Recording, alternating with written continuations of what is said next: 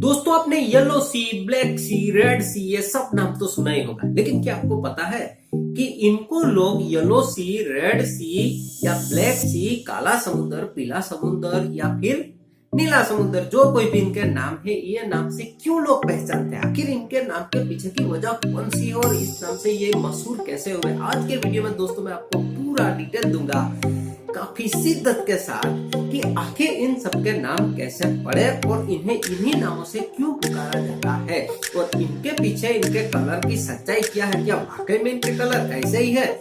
चलिए स्टार्ट करते हैं हमारा आज का वीडियो को पूरा देखिए। हेलो वेलकम एवरीबॉडी, मैं दोस्तों यू आर वाचिंग ईट्यूशन गुजराती।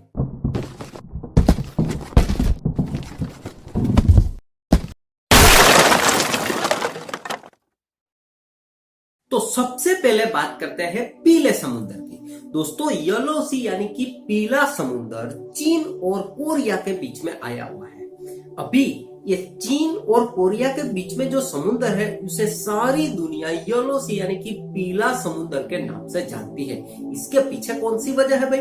तो सबसे पहली वजह यह है दोस्तों कि चीन में एक नदी है जिसका नाम है हवांगहो। ये हवांगहो नदी है दोस्तों, वो अपना पानी है वो इस समुद्र में डालती है, यानी कि पीले समुद्र में हवांगहो नदी का पानी सारा जाता है और वो पानी के साथ जो सिल्टिंग होता है जिसे कांप बोलते हैं, वो पूरा सिल्ट भी इसी में ही सारा उसकी पानी में चला जाता है। अभी दोस्तों आपको पता होगा कि हवांगहो नदी है, उसका चीनी भाषा में जो उसका मतलब होता है हवांगहो, लेकिन उसका अगर ट्रांसलेशन किया जाए हमारी भाषा में तो उसका मतलब होता है पीली नदी, यानी कि जो नदी का पानी है वो पीला है। पीला पानी नहीं है, लेकिन जो पानी के साथ ऊपर से जो सिल्ट आता है, जो कांप आता है, जो मिट्टी आती है पीली, उसकी वजह से उसका नाम होता है पीली नदी यानी कि हवांगहो। और ये पूरा पीली नदी का पीला पानी यानी कि पूरा सिल्टिंग जो है इस समुद्र में चला जाता है। इसकी वजह से समुद्र का जो पानी होता है वो ऊपरी सतह जो होती है वो काफी मैली मैली सी लगती है। अब ये मैली मैली सी इसीलिए लगती है दोस्तों कि जो पीला समुद्र है उसकी गहराई जो है वो एवरेज 40 मीटर से यानी कि 40 मीटर उसकी एवरेज गहराई जो है, और ज्यादा से ज्यादा अगर महत्तम उसकी गहराई बोली जाए तो वो है 103 यानी कि 103 मीटर। इससे ज्यादा कहीं भी ये गहरा समुद्र नहीं है, तो बहुत ही ज्यादा कम गहराई है। इसकी वजह से जो इसका पानी होता है वो पूरा फ्लक्चुएट होता रहता है और काफी मेला हो जाता है। इसीलिए दोस्तों वो जो दिखता है मेला मेला, जो सिल्टिंग है पूरा उछल कूद करता रहता है, इसीलिए वो पीला पानी लगता है और उसे पीला समुद्र बोला जाता है। हकीकत में दोस्तों ये कोई पीले कलर का समुद्र नहीं है, लेकिन पानी की वजह से इसे पीला समुद्र बोला जाता है। चलिए अब बात करते हैं रेड सी। दोस्तों अफगानिस्तान और उत्तर अफ्रीका के बीच में आया हुआ 4,50,000 स्क्वायर किलोमीटर में फैला हुआ ये समुद्र यानी कि रेड सी, किस वजह से रेड सी के नाम से जाना जाता है? तो इसकी वजह है दोस्तों वहां के पानी में होने वाली काय की वजह से।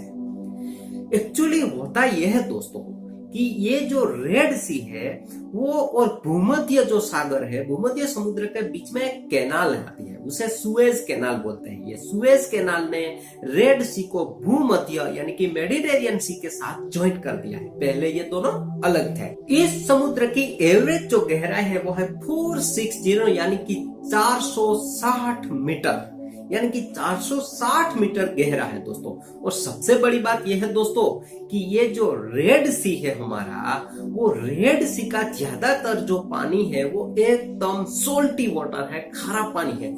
इसकी वजह यह है दोस्तों कि इसका 200 सेंटीमीटर वाटर इवापोरेट यानी कि बाष्पीभवन हो जाता है हर साल, क्योंकि उसमें कोई भी नदी अपना पानी नहीं डालती। इसकी वजह से उसका पानी इवापोरेशन होता है, तो जो समुद्र का पानी होता है वो पानी इसमें आ जाता है और ज्यादा सोल्टी होता है। इसकी वजह से इसमें ज्यादा काई जम जाती है। रियल में दोस्तों इस समुद्र का कलर ग्रीनिश ग्रे यानी कि सीमेंट कलर जैसा है, लेकिन ज्यादा सोल्टी वाटर की वजह से इसका पानी होता है उसमें रेड कलर की काई जम जाती है, और ये रेड कलर की काई जो होती है दोस्तों, उसकी वजह से उसकी पूरा जो शेड होता है वो रेड कलर का हो जाता है, और लोग बोलते हैं उसे रेड सी यानी कि लाल समुंदर। तो ये थी लाल समुंदर के नाम और उसके पीछे की कहानी। चलिए अब तीसरे की ओर चलता है जिसका नाम है ब्लैक सी। तो क्यों से भाई काला समुंदर बोलते हैं? ब्लैक सी दोस्तों रसिया, यूक्रेन, तुर्की, ये रोमानिया, ये सारे देशों से घिरा हुआ, और उसका जो एरिया है वो है 4,61,000 4,61,000 स्क्वायर किलोमीटर से घिरा हुआ ये समुद्र है, जिसे ब्लैक समुद्र या काला समुद्र के नाम से जानते हैं। लेकिन क्यों भाई उसका पानी क्या वाकई में काला है? चलिए उसके पीछे की कहानी को जानते हैं। इसकी गहराई 2,210 मीटर महत्तम यानी कि ज्यादा से ज्यादा है। और दोस्तों वहां पे एक प्रॉब्लम है, ये समुद्र में प्रॉब्लम ये है दोस्तों कि वहां पे हाइड्रोजन सल्फाइड नाम का एक पॉइजनिंग केमिकल है। इसकी वजह से उसमें ज्यादातर जीव सृष्टि नहीं होती यानी कि मत्स्य सृष्टि नहीं होती, और जो एटमॉस्फेयर है उसका जो ऑक्सीजन है वो 100 से लेकर 150 मीटर गहराई तक ही ऑक्सीजन उसमें जाता है। तो इसकी वजह से जो इतना हिस्सा है उसी में ही वहां पे जो जीवन है वो फलता फूलता है, बाकी का हिस्सा वो ऐसे ही बंजर प्राणहीन पड़ा रहता है। वहां का जो पानी है वो दोस्तों वो ऊपर नीचे नहीं होता, ना ही उसमें कोई तरंगे होती है। इसी वजह से जो ऑक्सीजन लेवल है वो 100 से 150 मीटर तक ही रहता है, इससे ज्यादा आगे पीछे नहीं होता। यानी कि जो मत्स्य सृष्टि है वो भी बेचारी फंस जाती है। 100-150 मीटर के दायरे में ही उसे जीना पड़ता है और अपना जीवन वहां पे ही गुजारना पड़ता है। अभी दोस्तों होता यह है कि हाइड्रोजन सल्फाइड नाम का जो केमिकल होता है वो बाकी के हिस्से में होता है, इसकी वजह से वहां पे कोई नहीं जाता, यानी कि पानी ऐसे ही स्टेडी रहता है। और दोस्तों ये रसिया के आजू बाजू होने की वजह से वहां पे विंटर सीजन काफी लंबा होता है, और जहाँ पे विंटर सीजन लंबा होता है वहां पे दोस्तों काफी ठंड होती है, और जहाँ पे ठंड होती है वहां पे विंटर में काफी कोहरा जमा रहता है। ये कोहरे की वजह से दोस्तों वो जो पानी होता है वो पूरा नॉन ट्रांसपेरेंट हो जाता है, यानी कि बिल्कुल भी उसकी तलहटी दिखाई नहीं देती। एक तो वो स्टेडी होता है, कोई उसमें हलचल नहीं होती, दूसरा उसपे कोहरा होता है कि अपारदर्शक होने की वजह से वो पूरा काला दिखता है। एग्जैक्टली वो काला नहीं दिखता, लेकिन वो जैसे बोलते हैं ना लाइट ब्लैक कलर का दिखता है, लेकिन लोगों ने इसका नाम दे दिया काला समुद्र, क्योंकि वहां पे कुछ नहीं दिख रहा। और दूसरा ये है कि वहां पे काफी पॉइजनिंग केमिकल है, तीसरा यह है कि वो प्राणहीन है काफी सारा हिस्सा, इसीलिए उसे ब्लैक सी नाम से जाना जाता है। दोस्तों तो आज हमने देखा कि क्यों रेड सी, येलो सी, ब्लैक सी, इन सारे नामों की वजह के पीछे का विज्ञान, और इसीलिए इसका नामकरण ये हुआ है। अगर दोस्तों वीडियो अच्छा लगा तो इस वीडियो को लाइक कीजिए, अपने दोस्तों के साथ शेयर जरूर कीजिए। ठीक है दोस्तों, मिलते हैं अगले वीडियो में एक और इंटरेस्टिंग पॉइंट के साथ। कमेंट करना मत भूलिएगा। Thank you friends, bye.